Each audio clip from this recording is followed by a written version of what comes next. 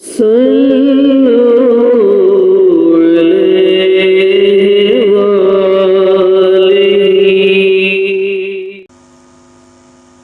بسم اللہ الرحمن الرحیم، الحمدللہ رب العالمین والعاقبۃ للمتقین والصلاة والسلام علی رسولہ الکریم الامین۔ السلام علیکم ورحمۃ اللہ وبرکاتہ۔ معزز سامعین، آج کل ایک بہت بڑا ایشو ہے،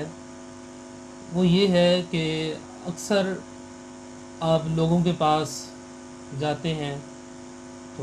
وہ کہہ دیتے ہیں کہ جناب فلاں نے جادو کیا ہے،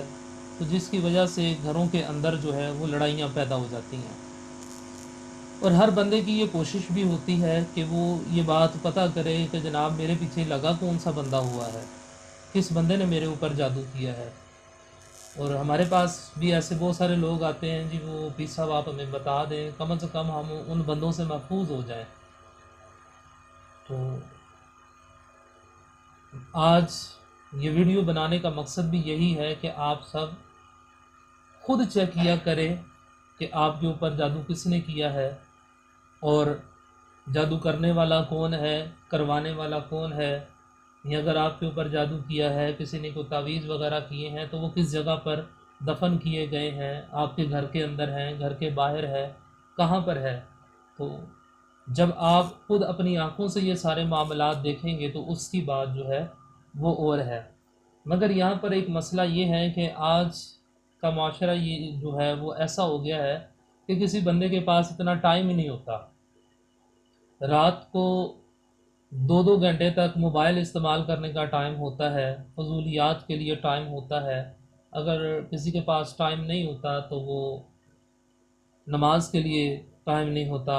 ایسے معاملات کے لیے جو ہے وہ ان کے پاس ٹائم نہیں ہوتا، جس کی وجہ سے پھر وہ ان سارے معاملات کا شکار ہو جاتے ہیں۔ تو ہم آتے ہیں اس طرف کہ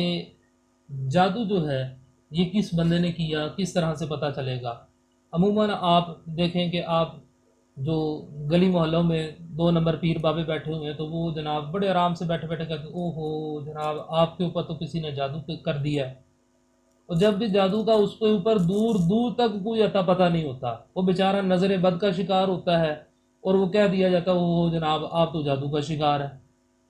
جادو ایسے ہی ہو جاتا ہے۔ جادو کرنے کے لیے بھی بڑی محنتیں کرنی پڑتی ہیں، تو ایسے ہی کسی کے اوپر الزام لگا دینا کہ جناب وہ پھوپھی نے جادو کر دیا، وہ ماسی نے جادو کر دیا، وہ چاچے نے جادو کر دیا، ابھی ان کو کیا ضرورت پڑی ابھی جادو کرنے کی؟ اگر کیا بھی ہے تو بھی اس کا حل بتاؤ، اس کو ختم کرو۔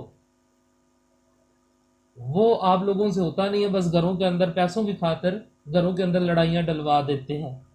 تو ایسے لوگوں سے بچا کریں، بلکہ رسول اللہ صلی اللہ تعالیٰ علیہ وآلہ وسلم نے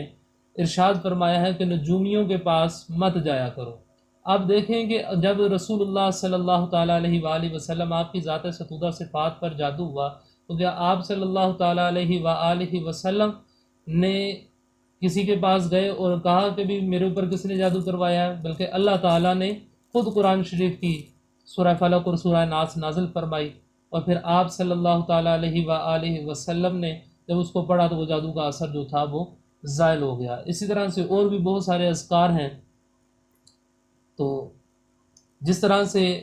ایک بندہ آتا ہے وہ کہتا ہے کہ جناب وہ فلاں پیر صاحب کے پاس گیا، فلاں مولوی صاحب کے پاس گیا تو انہوں نے مجھے ایک وظیفہ بتایا، میں نے وہ وظیفہ پڑھا تو مجھے وہ بندہ نظر آ گیا۔ کیسے بندہ نظر آ گیا؟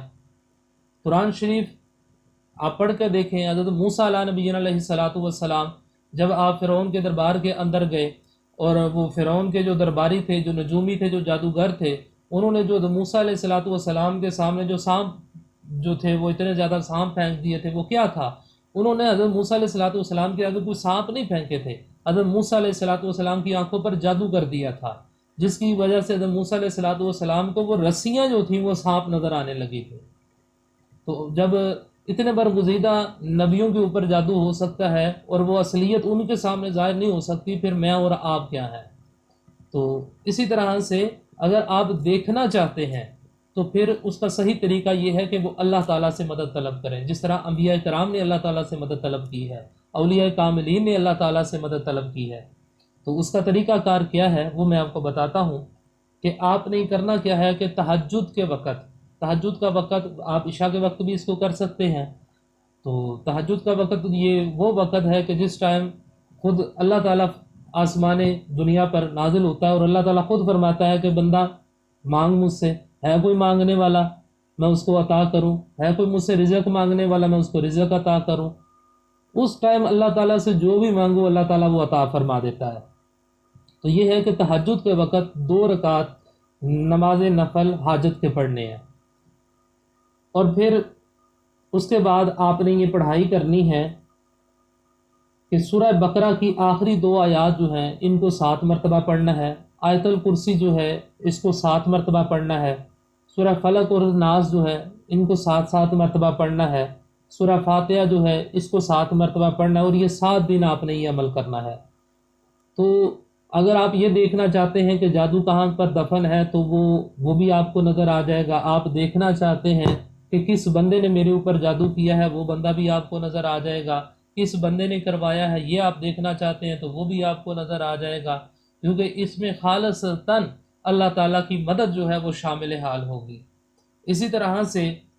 جو ہے وہ تہجد کے وقت جو ہے آپ سورہ بقرہ کی آیت نمبر 32 سے 41 تک آپ اس کی بھی تلاوت کریں، پھر اس کے بعد جو ہے وہ سورہ بقرہ کی آخری 2 آیات کی تلاوت کریں، پھر آیت الکرسی 7 مرتبہ پڑھیں، سورہ فلق اور سورہ ناس جو ان کو 7 مرتبہ پڑھیں، اول آخر جو ہے وہ درود ابراہیمی جو ہے اس کو 7 مرتبہ پڑھ لیں، تو انشاءاللہ اس سے بھی آپ کو جو آپ دیکھنا چاہتے ہیں کہ کس نے کیا ہے یا کس نے کروایا ہے یا جادو کس جگہ پر دفن ہے، آپ اس کو خود دیکھ سکتے ہیں۔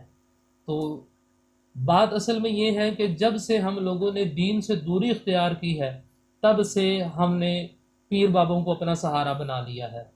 جب ہم دین کے ساتھ جڑ جاتے ہیں تو پھر اللہ تعالیٰ ہمارے لیے آسانیاں پیدا فرما دیتا ہے۔ اللہ تعالیٰ کی بارگاہ میں دعا ہے کہ اللہ تعالیٰ ہمیں صحیح معنوں میں دین اسلام کی سمجھ عطا فرمائے، آمین۔